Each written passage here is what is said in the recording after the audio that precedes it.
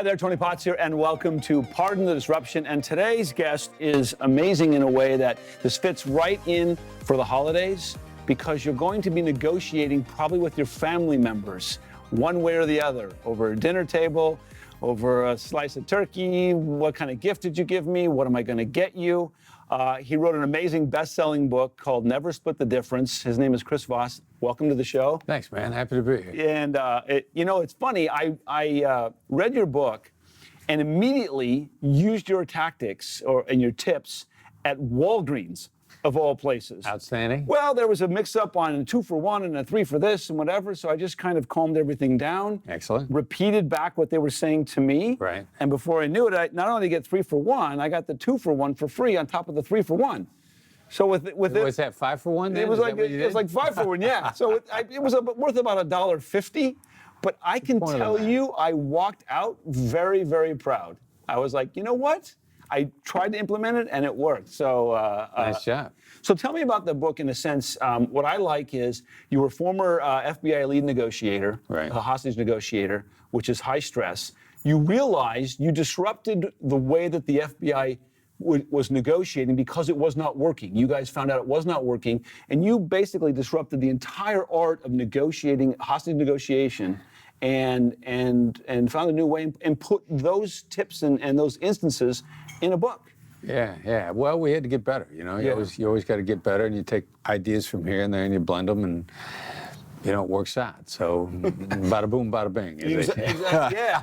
And what I like about the book, though, is that it lays out bare, so to speak, the mistakes, but also the triumphs as well. Yeah. I mean, the Haiti situation that you mentioned in the book was rather incredible. There was a guy there. You can tell that quick story if you want, but I know there was a guy who was pretty ruthless, who was abducting people and holding them for ransom, and somehow you were able to get not only I think it was a kid home, but it was pretty genius how you did it. Yeah, well, I mean, it's, bad guys don't expect you to use tactical empathy on them. It catches them off guard. I mean, a lot of people don't expect it. I mean, it's a great mercenaries tool. Catches a lot of people off guard. And when you say tactical empathy, what is that?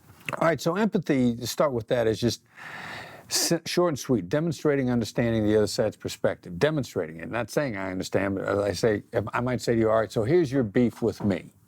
And if I were to lay it all out, that would be a demonstration of understanding. Now, it's actually a ridiculously powerful tool, but we call it tactical empathy because now we got neuroscience. We know how the brain works. Yeah. We actually know how it works. I can watch the electricity move around inside your head with the right fMRI. And it tells us how the emotions respond to different cue words. So if we know how it works, why don't we use it? And that's all we do. And it's also tone. Tone of voice. Tone is magic. Yeah. The late night FM DJ voice. And again, it's neuroscience. The cool thing about that is if you could see me, if you could hear me, I begin to hit mirror neurons in your brain with the tone of my voice. And it starts a chemical reaction. It's not a choice on your part. If I speak in a soothing tone of voice, it actually hits those neurons and triggers a chemical reaction that slows your brain down. Now, you can fight it once it starts, or if I smile at you, it triggers the mirror neurons, again, starts a chemical reaction. The smile is an involuntary response. You didn't smile because you wanted to. Like there are a lot of flight attendants that think I love kids.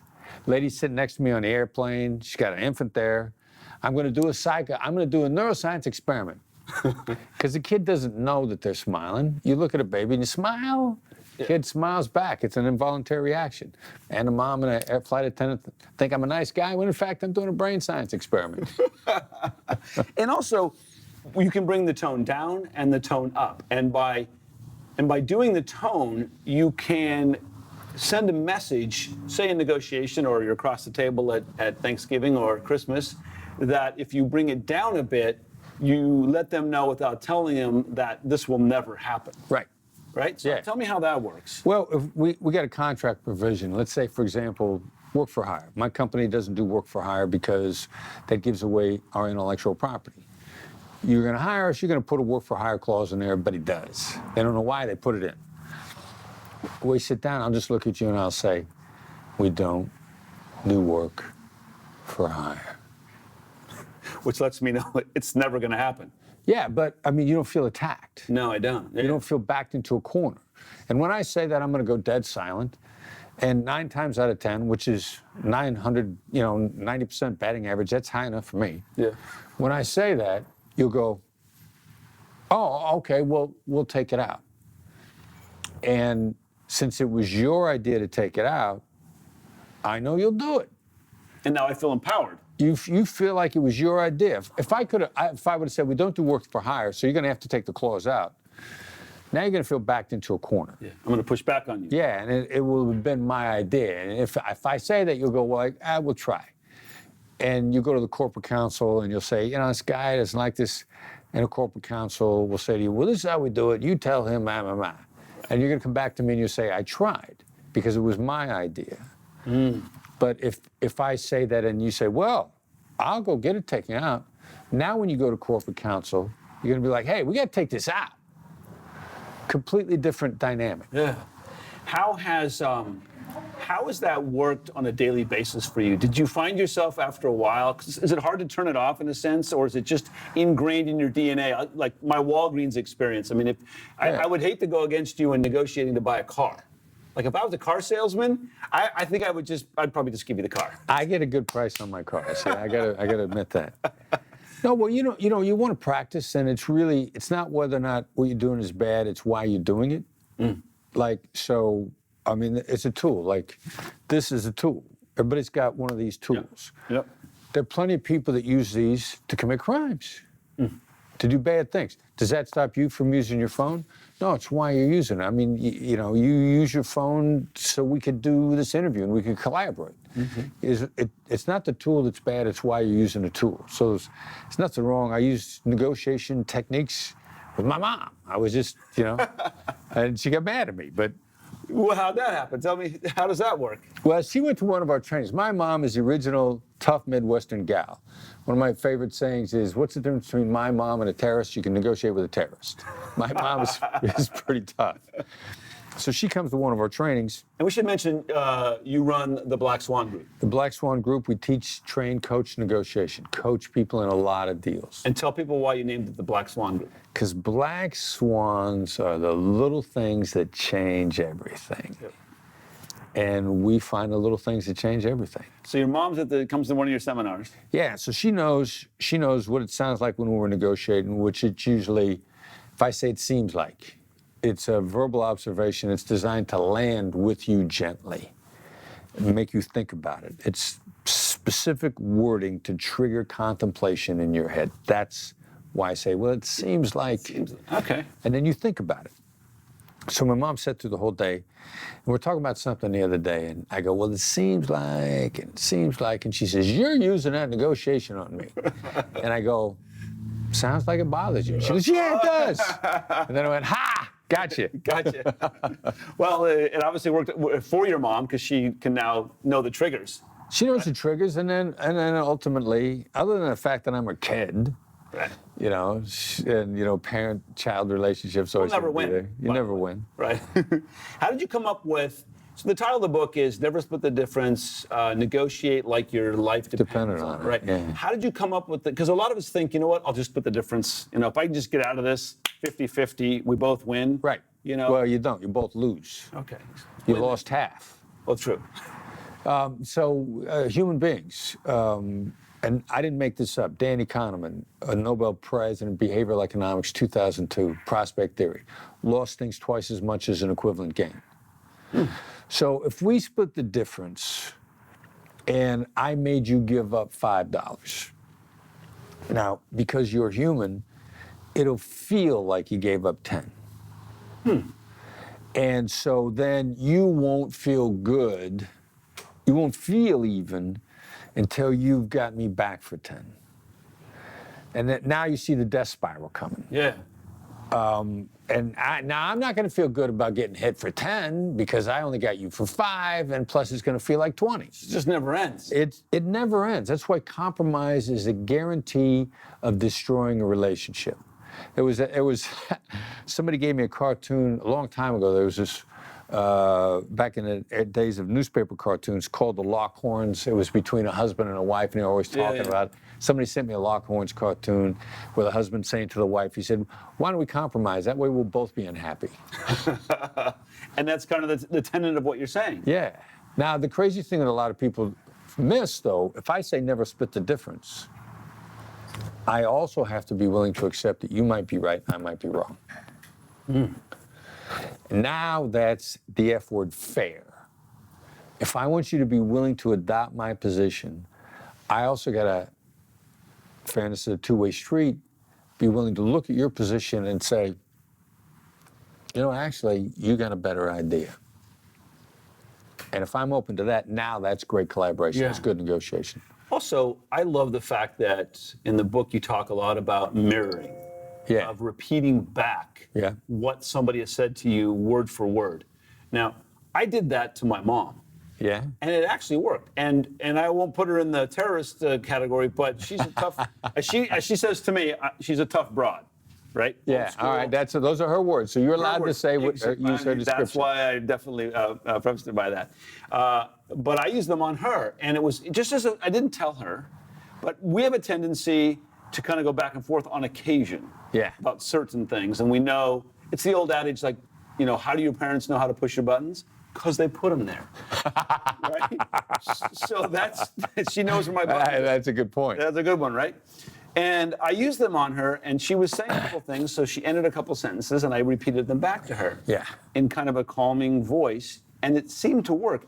How did you get to this point where you've, I would say, mastered the art of negotiation? Even mine may be mundane with my mom, but you did it on a high wire act where people's lives were in balance. Yeah, it's actually pretty simple. And one of the books I refer to all the time, Daniel Coyle wrote a great book called The Talent Code. And Coyle's hypothesis that he backs up is that there are no natural born anything. Anybody can get there putting in your 10,000 hours, basically. And he said the people that we look at as prodigies, they just got interested in something way before anybody ever noticed, and they put in their time. I put in my time. I'm open to learning. I think if I have any natural talent, it's that I'm open to learn. And I don't know where that came from. I'm a little bit astonished sometimes at how, like, why would you do it like that? And people are very reluctant to change. But I think, and you can test for that. You can test for openness to learning. And the greatest athletes are the ones who are most open to learning. Michael Jordan, one of his things that he was very proud of was that he was coachable, which is openness. It's also known as coachability. And he also didn't win until he was coachable, and didn't win until he got Scottie Pippen. Pippen and Phil Jackson. And Phil Jackson were coaching. Yeah, great team. Once he was open to being coaching, and he hadn't won a championship, you're absolutely right. And that changed everything for him. What changed for you, like, in your life? What changed for you in a sense? Once you learned these techniques, did your business acumen become better? Because there's one part of you who has a job, right? But now there's another part of you who's written a book, who's out there on the circuit. Did all of this kind of come together in a good way to help you in that world as well? It did. I mean, and again, but I think most people succeed in business not because they're great negotiators, but in spite of their negotiating. Because my crew, my team, the Black Swan Group, as a group, we are probably the best set of negotiators collectively on the planet. But we're still learning a lot about business. There's a lot about marketing that I didn't completely understand. I got a little bit of a head start on some of the learning the ideas, because marketing is emotional intelligence, negotiation is emotional intelligence. You're adapting the message one-to-one, one-to-many. But team play, and then also the articulation of business principles like core values, and that core values are not blatantly obvious. So we've had to learn a massive amount about business and growing a business. Yeah, I think we got a head start with negotiation, but it's been a phenomenal adventure learning what we didn't know. Yeah, which is always great. The one thing I remember, I did an interview with somebody who's in a band that's pretty famous, and we were talking about learning, And your 20s, you think you know everything. Then you get your ass kicked. You're like, okay, I don't know so much. In your 30s, you kind of like gathering knowledge. You're going, okay, I'm starting to learn, and I'm learning more. And then we were talking about how usually when you get in your 40s, you realize that the more you know, or the more you learn, the less you actually know in totality. And he was saying to me, he said, I'll be damned. I go open a door of knowledge, and I look, and now there are another 1,000 doors of more knowledge. So cool. I realized I'm this speck. I thought I was this, cock of the walk stud when I was in my 20s, and we all go through that. But I think, that's the beauty of life, is that the more you know, you realize, the more you learn, the less you actually really know in totality of what's still out there. Yeah. Have that open attitude, right? I tell a lot of kids, I tell a lot of kids that too, like, shoot for the big star. You may not get there, probably won't, but halfway up, because you're going for that star, you'll see another star that you would have never seen from down here. And that allows you to learn. New perspective. Yeah, without question. Yeah, altitude, attitude, the whole 9 yards, right? Yeah. All those I believe in that. Without question. The stuff our parents said to us, so we were like, shut up, stop saying it to me. Well, it's the old adage. It's amazing how dumb my parents were when I was 16 and how smart they were by the time I got to 21. Right. Yeah. What the hell happened? What do you do for fun? What do you? I am so into this. I mean, negotiation is adventurous. I mean, it's a great adventure, discovery. So anything away from that's adventurous. I mean, can you turn it off? Will you turn off your attitude to life? I hope not. No, I know. I'm just saying, I mean, are you always, it's like I have a friend who's a musician and it just never stops. Well, I like it. So, it's enjoyable to me. So I don't want to turn it off because it would shut me off from something I enjoy. Well, that's a good point, because that's a lot what we talk about too, is people really, if you can find your passion, it's never work.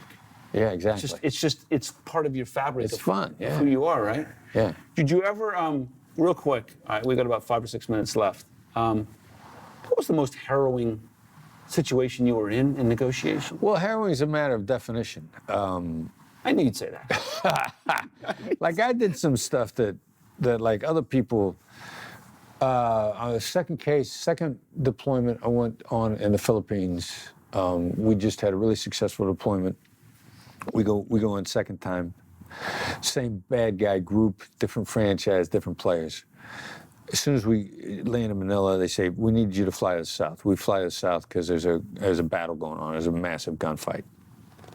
And I'm like, you don't negotiate a riot or a gunfight, so go down there. And we fly down. They take us to a military base. I've got a female woman hostage negotiator with me. It's her first deployment.